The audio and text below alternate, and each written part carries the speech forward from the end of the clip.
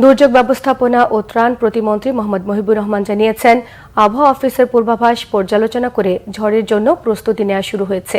বঙ্গোপসাগর এবং তৎসংলগ্ন এলাকায় ঘূর্ণিঝড় রেমালে সম্ভাব্য ক্ষয়ক্ষতি এড়াতে প্রস্তুতি সভা শেষে শনিবার সচিবালয়ে প্রতিমন্ত্রী সাংবাদিকদের এ তথ্য জানান শনিবার রাত 12টা থেকে 1টা নাগাদ 10 নম্বর মহাবিপদ সংকেত জারি হতে পারে।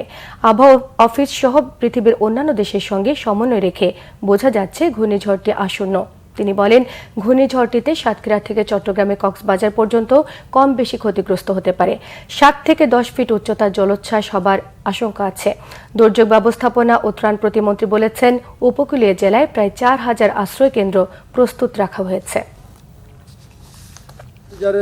যে খারাপ দিক রয়েছে, এখানে প্রচুর বৃষ্টিপাত হবে, যার জন্য আমাদের পাহাড়ি অঞ্চল, বিশেষ করে কক্সবাজার, চিটাগাং পাহাড়ি অঞ্চলে প্রচুর ল্যান্ডস্লাইড হইতে পারে।